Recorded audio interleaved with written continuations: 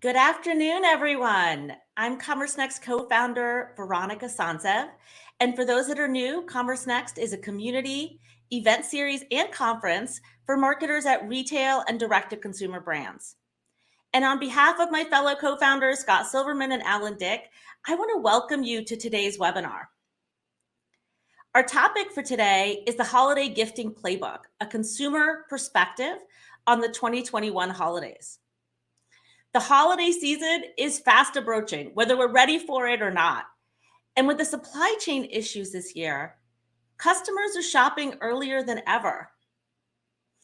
And brands want to capture this gifting consumer because gifting is a big business.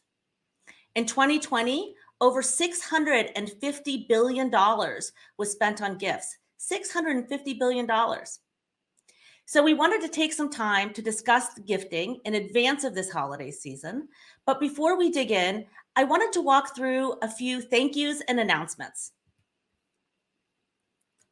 So first, I want to thank our speakers, Alvaro de la Rocha, Chief Marketing Officer at Bespoke Post, Warwick Blunt, VP of Commerce at Food 52, Stephen Winnick, Senior Analyst at CoreSite Research, and John Gretsch, Head of Retail Partnerships at GiftNow. I also want to thank our webinar and gifting sponsor, GiftNow. They were generous enough to preview their consumer research with the audience. And once you see it, you'll know why it's so valuable for you, especially this time of year. They are also sponsoring the gifts that we'll be sending our speakers and 5 lucky audience members. And for those that are in the audience, we'll be randomly selecting 5 people from the group that are tuning in live. Sorry for anyone who is watching the replay. So our webinar topic for next week is unlocking zero-party data with loyalty. For those that are not familiar with the term zero-party data, I know I wasn't until recently, it is the data that you collect directly from your customers. And we're going to spend an hour going through what you can do to get customers to share more data and how you can build that loyalty.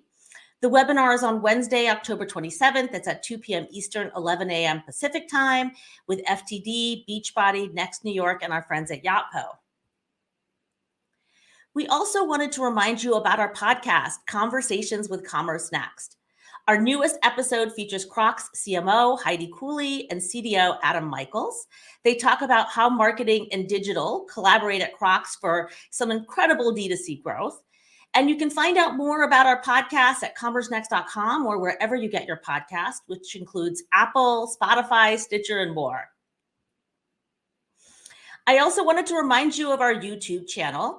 All of the Commerce Next IRL video sessions are now on YouTube. Sorry, there were live sessions, but now they're videos on YouTube. And you can also find past webinars and past virtual summits there. It's a wealth of information. Go to youtube.com/commercenext and make sure you click subscribe to get the latest updates. Today, we also have a giveaway from our friends at Vendors in Partnership. It's an organization that was started by Vicky Cantrell to celebrate solution providers that power the retail ecosystem. They are having their Gala VIP Awards on January 15th at Gotham Hall, and a lucky member of our audience, the tuning in live, will be randomly chosen to receive a free ticket, so be on the lookout. Now, I'm going to go through a few housekeeping items. For those that have watched us before, don't worry if you miss anything. We're recording this, and it will be available on replay starting tomorrow. I'm going to quickly walk you through where everything is on the screen so that you're familiar with how to use the system. So first of all, the main panel on the right is where all the interactivity happens. You'll see chat, Q&A, polls, and handouts. Chat is where you can give our speakers high fives, interact with other audience members. You'll see Scott in there asking questions. That's where you really want to engage socially. If you have a question for the speakers, we ask that you use the Q&A tab. So on the Q&A tab, to ask the question, you just put the question in below. And then if you see a question that really interests you, make sure to upvote that question. That lets us know that question is important and it helps us prioritize it. So in the handouts section is on the rightmost tab, you'll see that Gift Now has provided the Retailer's Guide to Gifting Excellence. You can download that there. Today's slides will actually not be available as handouts. They're a preview of research that hasn't been published yet, but they will be available on November 15th. We'll have the slides available on our side, and CoreSite and Gift Now will have the actual research report available on their sites. And then for anyone who's watching the replay, I just wanted to remind you that that handout link is actually at the bottom of your player. So today's agenda, we're going to have a presentation on the Holiday Gifting Playbook, Perspectives for the 2021 Holiday by John Gretsch from Gift Now. Then we'll have audience polls where we ask you questions. And then we'll have a panel discussion with Bespoke Post, Food 52, and CoreSite Research. So now it's my pleasure to turn over the virtual stage to John Gretsch.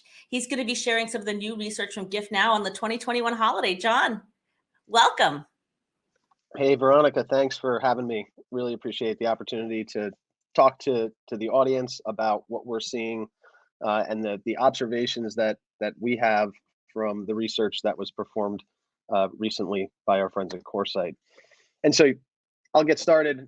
The expectation for everybody today is just a data-rich sort of presentation covering a bunch of different aspects of the gifting market. This will all be useful to you going into the holiday seasons as we have them, to Veronica's point, very much in the near-term crosshairs. Hopefully you'll learn some actionable concepts out of here that you can apply to near-term opportunities, and then maybe even be able to think about how you might be better prepared next year based on what we're seeing this year. So first, the mention of the size of the market, and it's generally not well known that the consumer gifting market is actually really, really big. And by the way, it's only getting bigger. And so in 2020, we were looking at over 650 billion, and we will see that grow to over 800 billion by 2024. That's an impressive growth in a particular category. And again, what's most interesting about the gifting category is it actually lives across all categories. We saw a little bit of a halo from the COVID separation, the shelter in place that we all experienced in 2020. And that drove a bunch of new behavior within the consumer world in terms of the amount of gifting that we saw. And you can see that spike happen around week 14 here. And it began to grow at a much higher rate as we went into holiday, and people realized they had to now deal with this new sort of normal of not being able to actually see people. We obviously, as an industry in digital, saw massive shift go online, and we and the rest of the retailers positioned well in the gifting space saw that benefit carry through. The interesting thing about this is that new habit formed and hardened, and we're starting to also reap that benefit this year. And so let me take a couple of minutes. We'll walk through some key metrics that we uncovered with our friends at CoreSite around the, well, first, actually, we're going to do 2 slides on the pulse that we did around gift cards themselves and retailers and kind of how they're thinking about investing in the category. And then we're going to get into the data that is all about this particular webinar. So 68% of retailers that we pulsed actually came back and said they're less than satisfied with their current gift card program and potentially even the provider that they have. 44% are investing in new gifting technology. They're realizing the opportunity. They're realizing that it isn't necessarily just around holiday. And so they're double downing on the opportunity that presents itself throughout the year. I'm going to go to the next one here because I think it's really interesting to know that 90% are planning on capability improvements, and not just little nips and tucks, but really looking at it again, full funnel, and taking the moment to go back to the playbook and say, what do we need to do to get better at it?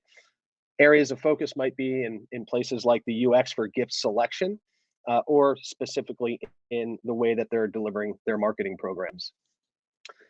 Now for the data set that we are presenting today around the CoreSite research that we recently did. And again, it's not available today. It's not fully baked yet, but we thought this would be a good opportunity to share some of the early findings. And so look out for this November 15th. It'll be available. You can download it from CoreSite or from giftnow.com. So high level, sort of top level concepts. One, it was actually we saw an upbeat shopper sentiment going into this holiday. And so again, this was recently produced, and I thought it was anybody's guess whether it would be people were concerned or people weren't. And it turns out people are actually consumers are actually upbeat going into the holiday. And of course, as you would expect, online is going to be a key focus. And so we'll see that continued use of digital as a key channel for purchasing. The holiday window, the shopping window, is actually going to get longer this year than it was in the past. And as we all know, COVID was a tailwind coming into the digital push. The holiday shopping will remain strong, and the pain points that consumers experience in gifting are going to indicate that there's opportunities to innovate in and around the space. And actually, consumers aren't going to be afraid to try it. And so the takeaway from that, I would at least say, is that there's an opportunity to experiment with new things this year, and you should take advantage of that fully. So 77% of the respondents that we polled said that they were going to buy at least 6 gifts rolling into the holiday season. And I'm going to go through these pretty quickly because I want to get to the conversation with the rest of the crew. Steven's here from Coresight that can answer a lot of the questions that you might have coming out of these data points. And then we've got really smart retailers around the table to share their perspective and insights. So 7 in 10 respondents expect to purchase at least 40% of their gifts online. And 5 out of 10 shoppers are going to start in October, but over 6 out of 10 will continue into December. And so we're not necessarily seeing, or we didn't exactly hear, that people are going to start early and end early. That's where it comes into that long window of shopping. And so you'll have lots of opportunity to convert those shoppers. I think, from a supply chain perspective, like was mentioned earlier, there's going to need a sort of longer opportunity to sell. And I think that's going to affect pricing and how people think about promotions and all of these activities that wrap themselves around the holiday shopping season. 6 out of 10 will shift some or most of their gift purchases online, due primarily to the pandemic. And we'll talk about what that's going to mean and what the opportunity is around that. And online gifting sales will actually remain strong going into 2022. So 9 out of 10 expect the purchases to be around the same volume or even a higher portion going into next year. And by next year, I mean into 2022 holiday season. 1 out of 5, and this is that sort of that price conscious concept that I was talking about early. I'm sorry. 1 out of 10, 5 out of 10, or 1 out of 2 cited that shipping costs and are going to be really important as they think about their holiday purchase decisions this year. Shoppers expect to spend across a wide range, and in terms of the total amount, price points, and how that rolls up into their total spend or total wallet this season. And so nearly 5 in 10 respondents expect to spend more than $500 on holiday gifts this year. That's actually a pretty heavy penetration of over that $500 mark. I love this slide because it's the what you want versus what they expect, or what you want to give versus what they want to get. And this is always a little bit of a mismatch. I think it's interesting that, and I'm pointing it out here, that physical gift cards are in the top 3 for both the people's purchase intentions from a gift buyer perspective, and then as far as what people want to receive, they ultimately want to see it. Even more than half want to see physical gift cards as a top choice on the list. Just a 30-second plug on us so that you understand kind of the perspective and where we're coming from when we think about the data and the market in general. We're a leading provider in the gift experience management space, and we approach the category in a very holistic way to enable digital gifting experience to happen from any of the retailer touch points. And so we offer a first-party gift card and product gifting platform that many retailers use to serve their shoppers, as well as a corporate or bulk gifting business that drives the opportunity to send gifts at scale in corporate and enterprise environments. Feel free to send us an email, hello@giftnow.com, and make sure that you raise your hand and give us the opportunity to present or share that data that's coming in November 15th, the full set of the highlights that we just presented.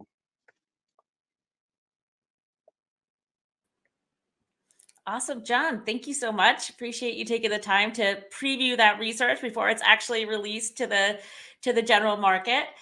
Now we get to do some audience polls. So we get to ask you questions about how you're looking at holiday.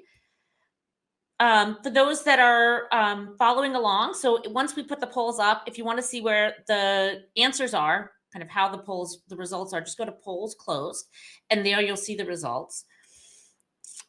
Our first question for today is, how will the global supply chain crisis impact your business this holiday? And you can select all that apply. And we have a few options here. One is making fewer SKUs available this holiday season.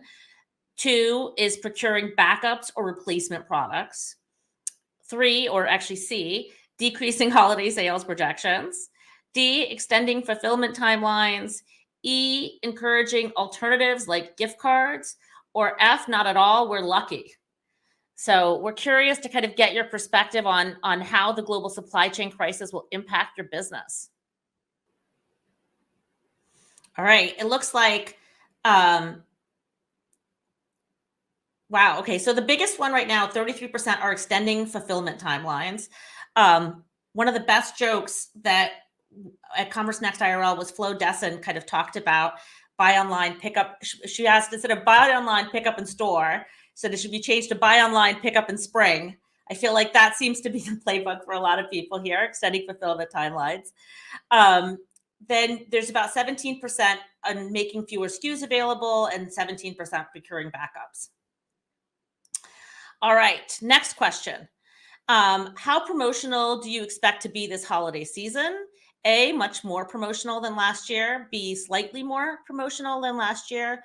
C, no change from last year. D, slightly less promotional than last year. And E, much less promotional than last year. All right, we're getting some results in here. So the interesting thing, I'm actually surprised to see this, about 20% are much more promotional. We have about 30% that are slightly more promotional, 16% about the same, and then 26% slightly less, and only 6% much less promotional. That's interesting for me, at least, because I would think that the supply chain shortages would mean that people would actually be less promotional, but it seems like we're still leaning on promotions this year. The third question is, when are you cutting off non-expedited holiday shipping this year? Option A is before December 11th, which is 2 weeks before Christmas. Option B is December 11th through the 15th.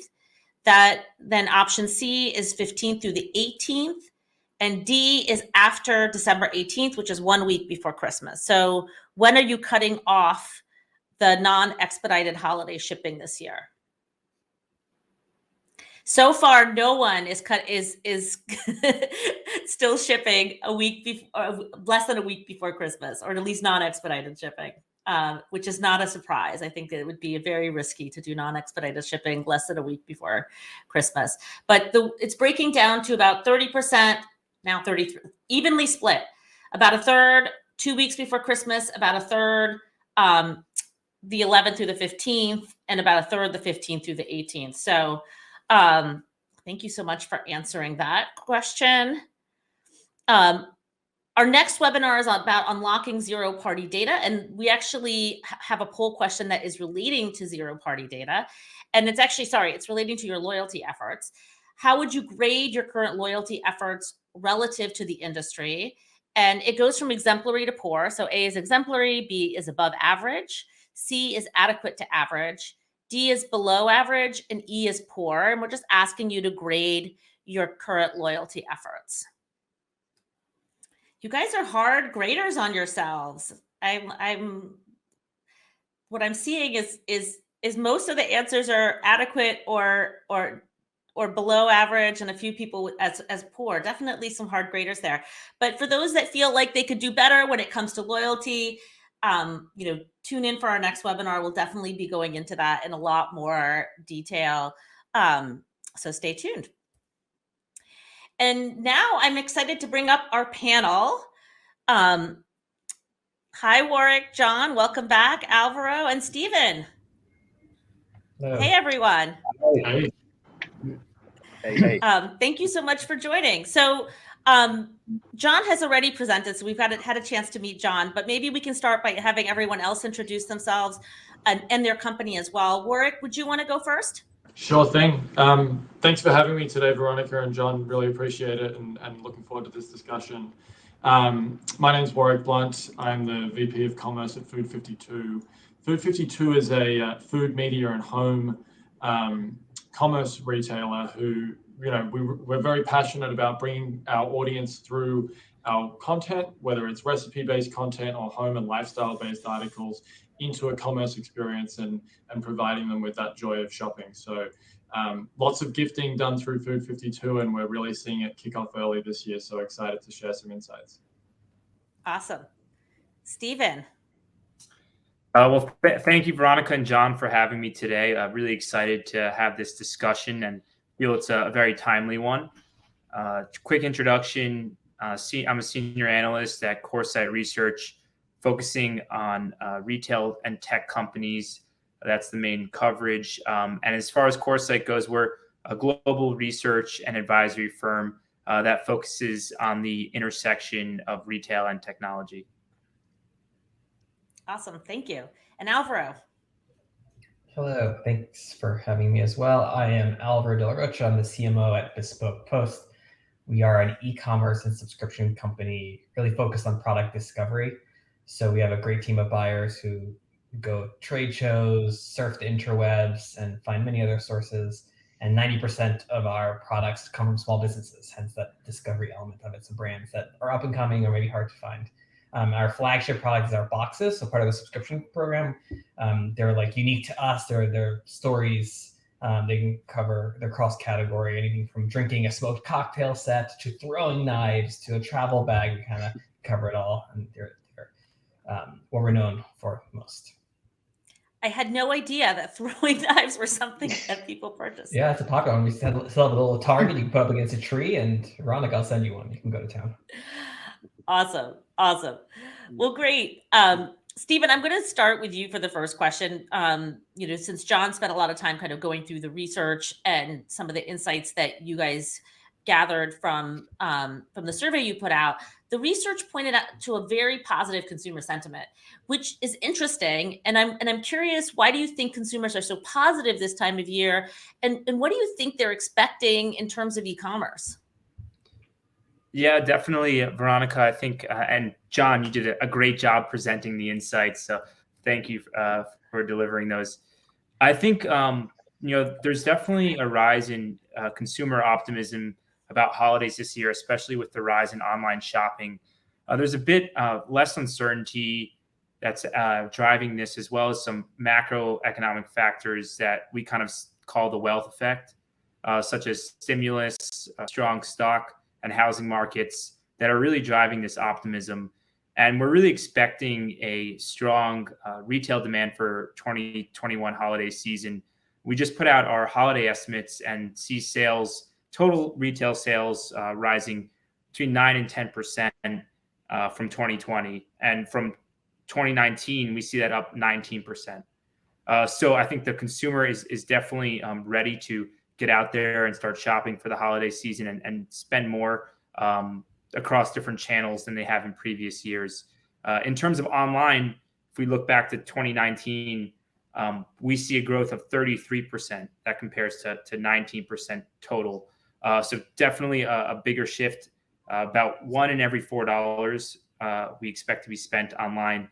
And this data, as John just presented, is also having impacts on what consumers are purchasing.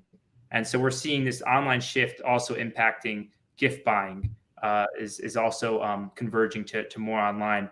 And so we see about 7 in 10 of consumers purchasing at least 40% of their gifts, which is definitely a number that surprised us, and will be interesting to track this over the next year. And we really think the headwinds this year will not be about demand, but more on supply. Global supply chain struggles, domestic labor shortages. They're going to impact product availability, replenishment, and fulfillment. So it's going to be interesting to see how things play out this season. And John mentioned this elongated shopping holiday. I think that's going to help alleviate some of the supply chain and inventory stress of retailers. So it's going to be extremely interesting holiday season and a unique one to watch. But generally, we're very optimistic in terms of retail sales growth.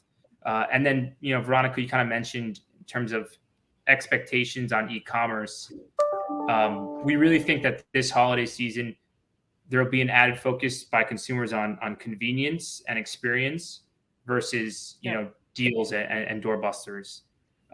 So I think for gift buyers, they're going to be expecting kind of personalized and seamless retail experiences, both in the store and online, and that will lead to more offerings that are more unified, I would say, to satisfy this digital demand.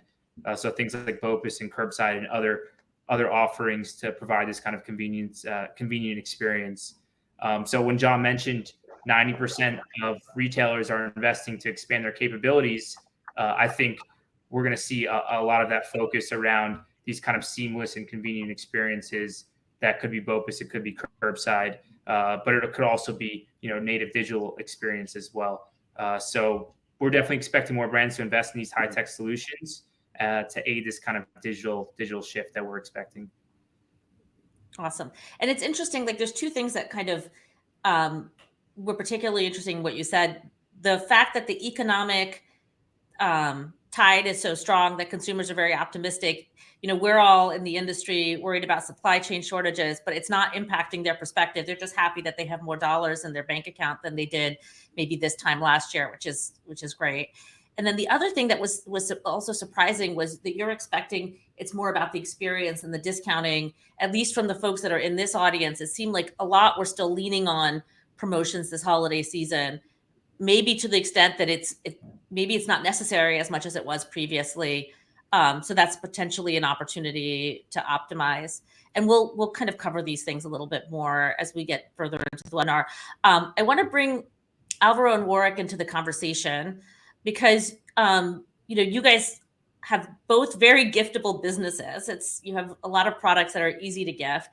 What have you done recently to optimize the gifting experience for consumers, and how do you make it easy for them to pick the right gift? Alvaro, do you want to start on this one? Yeah, I guess going off of supply chain concerns, one thing we started last year, because there were similar concerns last year, was just having our holiday collections available earlier. Whereas previously we'd wait till mid-ish November to kind of start talking holidays on our site and in our emails and ads. Now it's like end of October, 1st of November, where it's already all in full swing. So I think that's one thing we've definitely switched for the last couple of years. And then this year, the two additional things is one, we released a save for later feature to aid in that kind of a wish list like feature, which many commerce sites have, but we haven't until now. And we just thought it's increasingly important, especially when you're shopping. Shopping's not very linear. You're not like, okay, I will do all my shopping now. You'll find something, you'll like it. Oh, I'm not gonna buy that one quite yet because I have mom's gifts I have to buy first. So I think that's gonna help them. And then the last one that we're bringing back from last year, but really expanding it out, is a holiday shopping concierge service. So that is any one of our subscribers can reach out and literally a full-time employee on our team will look at the person they're shopping for, the interest they have, and return to them a list of products from our catalog that they think would be of interest to them. So like really just taking it kind of the onus of that shopping experience. We found some success with it last year, and now I'm a little scared to scale it to see how many people use it, but it is something our club members have really loved. That's very cool. And is it with a live person, or are you using a combination of AI? Oh, awesome. So I mean, wow. the first email or text back might be like a message just to make sure we got the information we need, but then an actual real life person will be reading and interacting. Very cool. Very cool. Warwick, how about you? Awesome. Alvaro, we did a similar concierge service last year, but we're not going earlier with it this year, which is interesting. So we should trade notes on that in a few weeks' time. Sure. I think for Food 52, one of the things that we're doing is is going earlier. We've updated our gift guides a lot earlier than we normally would. We've updated our shop top nav on the right-hand side with a dedicated holiday navigation, which we actually haven't done in previous years. And I think that's really to address a lot of the supply chain issues that I'm sure most retailers, as part of this conversation, are experiencing, getting people to go early and go often so they don't miss out with these ship cutoffs.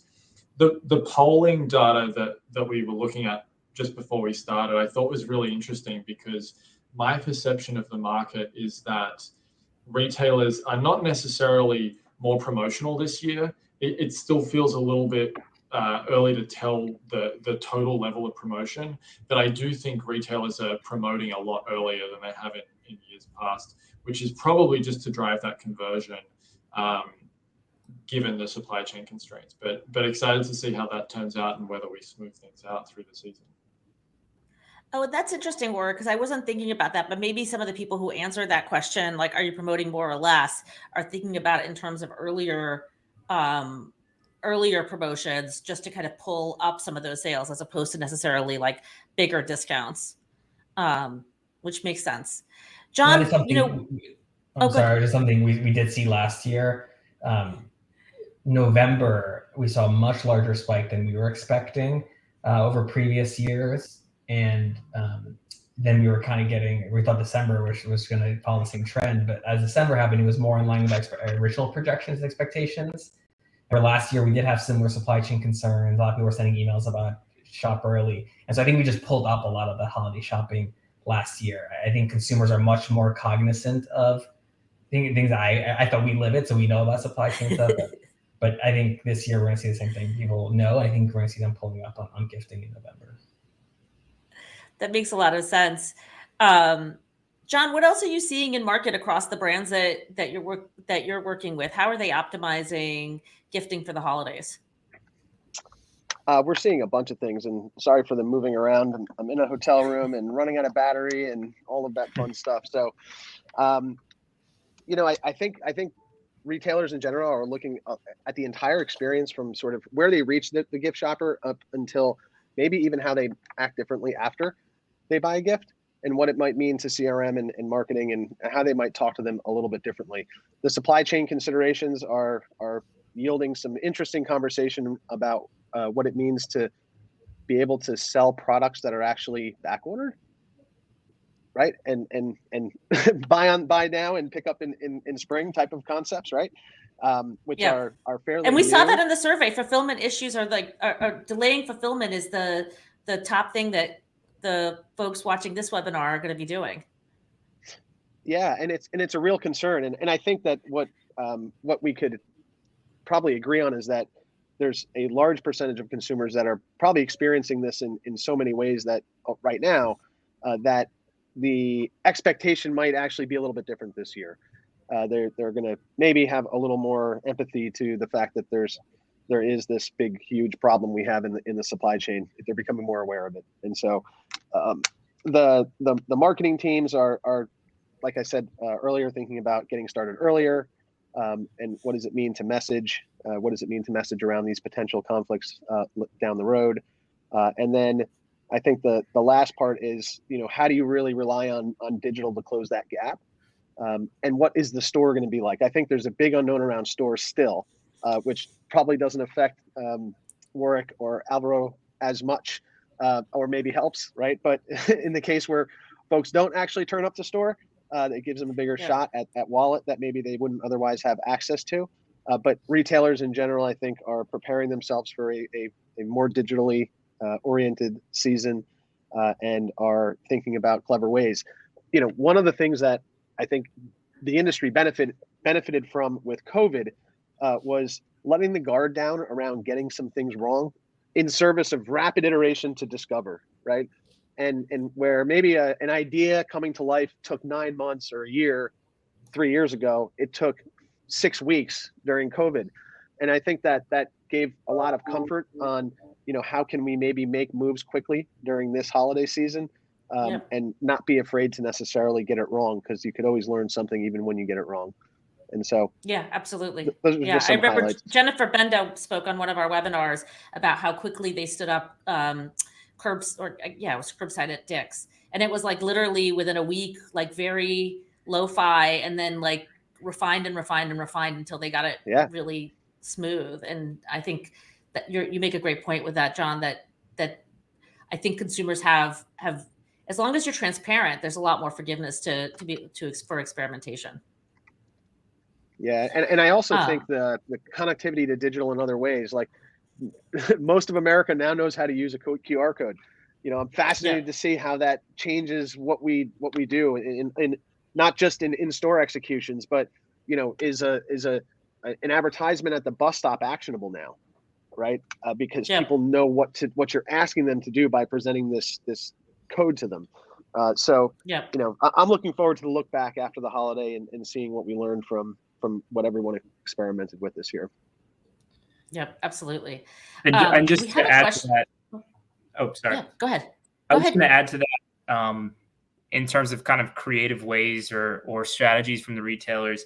I found it very interesting that Walmart, is really pushing their Walmart Plus subscription, along with Best Buy, also kind of following suit with Amazon Prime, where shoppers subscribe and have these hard to find or limited access to exclusive holiday deals.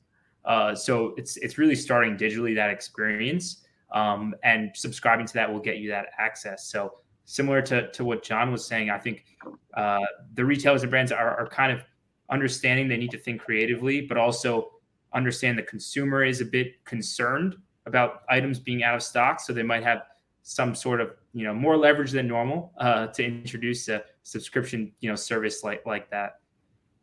Yep. And what a great way to collect customer data too. So, it serves both purposes. We had an audience question from Daniel Haight, and he asked, what type of promotions are you anticipating consumers will favor this holiday season? Whether it's product discounts, free shipping, free expedited shipping. Stephen, can you answer that question? Because we did see some of that from the research that you guys did. Yeah, definitely. I think that the top drivers for consumer consideration when purchasing are going to be similar to previous years, in that delivery speed, the price of delivery, and returns are kind of going to be the three key drivers that will probably be more discounted by retailers and brands to try to convert that shopper. So I think those kind of three elements, which has been consistent from previous years, but I think that's going to be even more important as consumers are looking to make sure that they get their gifts on time and that the gifts are still available when they're shopping. So it sounds like, if you're going to be promotional, focus on the delivery aspect of it and less on the product aspect of it. People are kind of less concerned about the product aspect of it. Yeah, I mean, that's what we've been seeing in terms of like the checkout experience. In terms of the product, it'd be hard to comment on that right now. So I think there's always, consistent ways that retailers and brands are promoting or discounting their products. I think we could see some strategic ways of kind of leveraging this unified commerce, where there's some promotions around, buy online, pick up in store, or curbside, as a means to drive, more shopper traffic back to the store for potential upsell, cross-sell opportunities. Yeah. Warwick, Alvaro, what are you seeing with your brands? I know you're less promotional and don't necessarily offer free shipping, but any advice you could offer, or what are you kind of planning this holiday season? I think it's important always to know your customer, because I think different businesses have different customer profiles. So what we learned early on, which is kind of a surprise to us, is actually free shipping, like promotions and offers, actually doesn't resonate with our customer. I think partially because they're used to the subscription aspect of our business. It usually comes mid-month after being notified on the first, so they're kind of used to that. So I think it sounds like a cop-out, but know your customer, because your customer, and based on what you sell, we have different priorities and such. So yeah, we don't focus on free shipping ourselves. And I think, as has been mentioned already, this year, I think we're going to focus more on, you'll get it at least we think you'll get it if you order from us. So that sort of promotional, like more focusing on like the delivery to what Stephen was saying, more so than the free aspect or others. Warwick, anything different on your side? Yeah, nothing too different. I think that the product discounts, depending on what kind of retailer you are always going to be king here. Customers are in the mindset of shopping for a deal around this time of the year. So whether they're self-gifting or if they're giving to friends and family, it's probably more likely going to come down to, hey, what is the item or the experience that I'm purchasing for someone, more so than free shipping. But I think for mass retailers, free shipping has certainly become a table stake. Yeah. And I think that's a great point, because I think there's different behaviors in terms of promotions and discounting if you're selling products that you can get anywhere versus if you're selling products that are very bespoke to the brand. And, to Alvaro's point, know your customer, but also understand kind of what their alternatives are, because that's all going to play into it. I want to shift gears a minute and talk about the supply chain shortages. I'd love to understand, from Alvaro and Warwick, how they're impacting your business and how you're adapting. Warwick, do you want to take this one first? Sure. I think this is so topical, and every day it feels like I'm seeing things stuck on boats off the coast that can't get to a port. So I think the tough answer is, there are going to be surprises that, retailers and customers aren't happy about.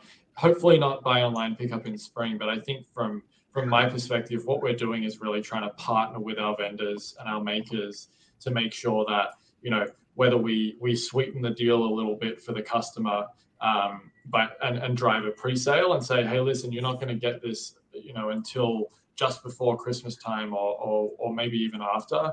But, we know that you really want this. We care about it. So we're going to do X, Y, or Z for you. The other thing I'd say is, we've certainly upped our propensity of experience gifts this year. So trying to rely less on, hey, buy some new cookware for cooking season, and more, why don't you book this trip for the spring that's to a cookware manufacturer in South Carolina, and you can develop your own cookware with them and then have a meal at their sister restaurant, as more of an experience that's a little bit less reliant on a supply chain mishap. So there are little ways that I think each business can manage. Yeah, that's a very creative. Go ahead. We've definitely felt supply chain issues for sure already, and are fearful of. I mean, we had a container sitting in a Chicago rail yard for 2+ months, and we were all joking, like, let's just send a crack team to go like unhinge it, like roll it out or something. It's like literally sitting there. They didn't have the people to bring it. So what we're doing, I mean, we place orders much earlier than we normally would have. We are carrying extra inventory and backup product inventory. So taking a little more inventory risk, but just so we have the products to sell. Something, again, we necessarily would have done quite the same in previous years.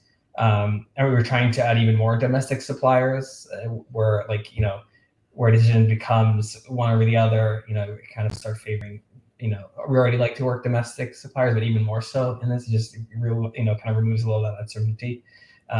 So those are all little things, but it's definitely like extremely top of mind for us this year. Yeah, absolutely. It's an unusual year. And actually, I want to quickly, Alex Baker had a follow-up question, so I wanted to jump on that point. Does the group anticipate gifting and buying will be more local or US based this year compared to prior years? And I'm not sure if that means, I guess, where are you sourcing from? And Alvaro already mentioned that he's sourcing from more US based buyers. I don't know if Stephen, I wonder from the gifting and buying, I wonder if consumers are not as aware when they're working, when they're buying from brands where those products are being sourced from. So if that question is more about, from a consumer perspective, what if they're going to be moving more domestic, I wonder if they're not even aware of where product is shipping from. Yeah. And it also seems, like, even if you are sourcing products from a domestic manufacturer, their ingredient, their cotton might be coming from, an international supplier, or some element of their plastic or something is coming from. So it's just so complicated right now across the board. So definitely. Stephen, what are you seeing? Anything you want to add to this one?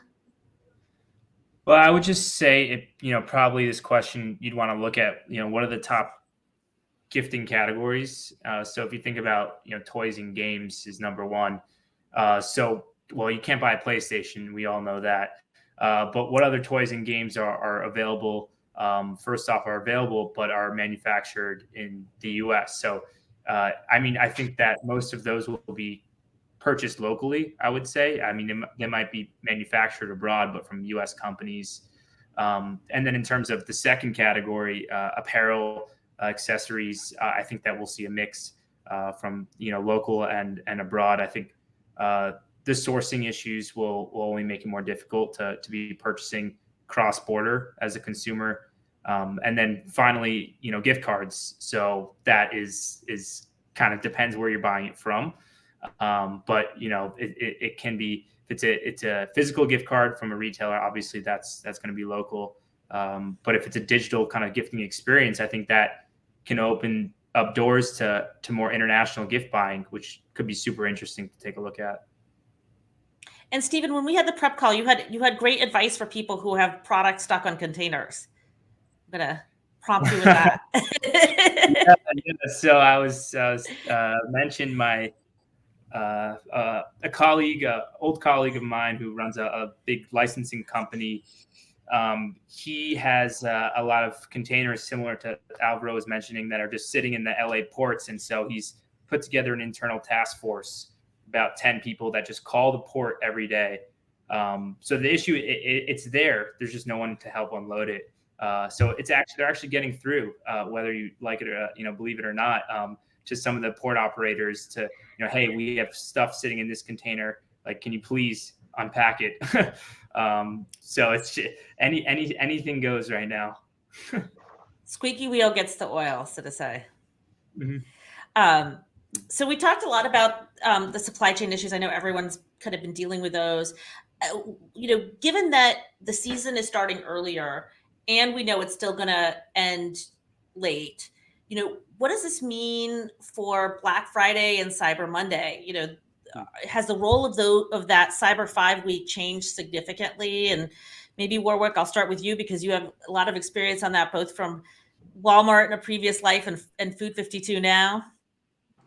Yeah, you know what, Veronica, I don't think it's changed at all. I think that the consumer at this point, sort of, a decade into these huge Black Friday, Cyber Monday sales online, is expecting that they are the peak of the deal season and they'll find the best products at that time. I think that the messaging of buy now, buy early so that you get it is very valid for giving for others. But to me, and certainly, the types of items that we see people purchasing both at Food 52 and when I was working at Walmart on those 2 days, Black Friday and Cyber Monday specifically, tend to feel a little more self-gifting or gifting for someone who's basically told you like, hey, I want the new AirPods. And you know what you're buying, you're just waiting for the lowest possible price. So I still think they play an important role. I would be shocked to see if we didn't have the same peak that we always have on those days. Alvaro, Stephen, anything you want to add to that? What are you thinking about Cyber 5? Yeah, I definitely agree with Warwick. I think they're still both incredibly important shopping holidays. I think the deals will be more spread out, which might lead to less steep discounting. So, you can wait till it's 50% off, or you can buy now at 20% off. We might see some more of that. At the same time, though, we're pretty optimistic compared to last year that, I think we ran a data point that, while I think 50% of U.S. consumers are concerned about in-store shopping due to health and safety things going into this holiday season, it's not going to stop them from finding or taking advantage of those in-store deals. So I think we're expecting 50% of consumers indicate they will shop in-store on Black Friday. That compares to about 36% of last year. Wow. Well, so it's not the same necessarily impact, but it's still going to be very important. You're still going to see the blip on your forecast, but not necessarily at the same spike. I think so, and I think they're going to also retailers, brands will try to mix in, the digitally, Black Friday deals and try to link that to some BOPIS holiday shopping deals to try to link that the offline to online. Yep, makes a lot of sense. John, I want to bring you in because there was a slide that you showed that would refer to the most anticipated and then also the expected gifts. So can you comment on the role of physical gift cards and digital gift cards? I think most people expected that the top gift that they would receive, like the most common gift, was the physical gift card, but it was the third gift that they were buying in terms of what they planned to buy. Digital gifts were lower. Why do you think that's the case? And should retailers be focused more on driving digital gift cards this year? There's a bunch of good questions in there. So I think that gift cards are a great solution when you don't know what you want to actually give someone. And this year in particular, and last year also, I think people are at least givers, right? Givers are more satisfied by the higher the risk, the more satisfaction they get out of giving the gift. That's a behavioral economics sort of studied point. And so gift cards are actually not really fun to give. There's no risk, right? It's $100.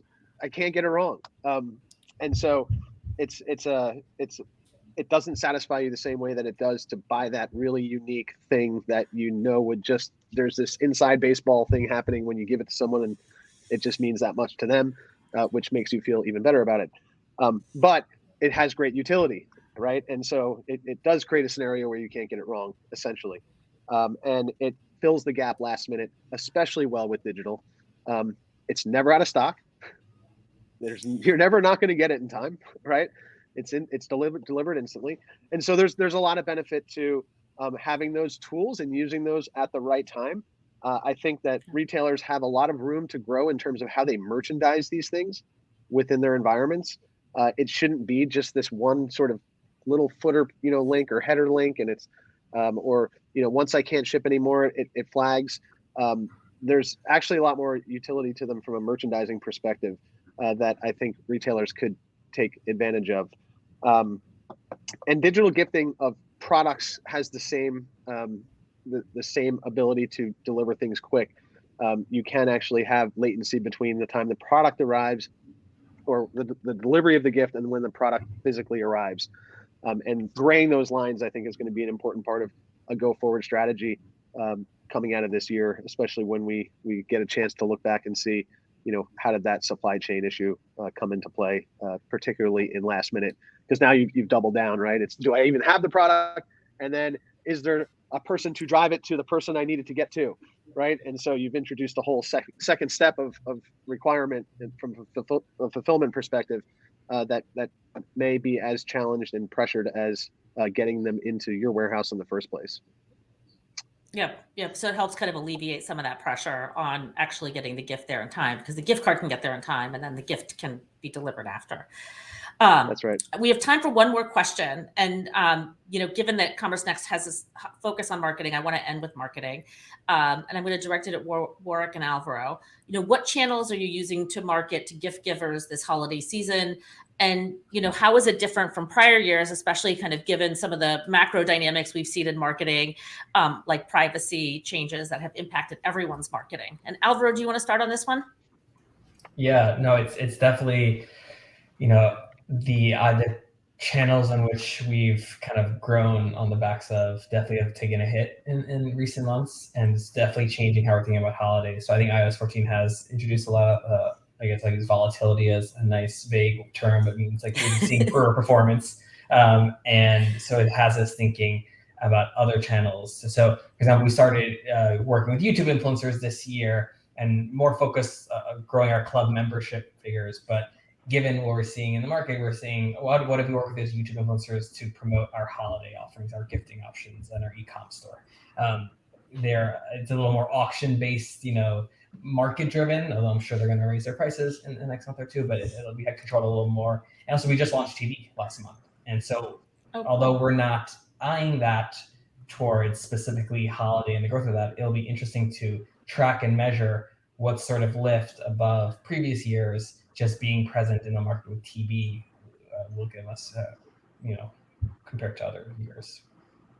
Awesome. So you're focusing kind of less on the Google, Facebook, traditional acquisition channel, performance marketing acquisition channels, and more to influencers and TV this year. Those the ones you mentioned will still be there, but I think also we're looking to be flexible. If CPMs are already at all-time highs for us, and if we see the holiday bump in CPMs, then we want to be nimble and quickly shift out of those and direct elsewhere. So yes, my expectation is we'll be less in those channels than what we would have expected. Awesome. Warwick, how about you? Sure thing.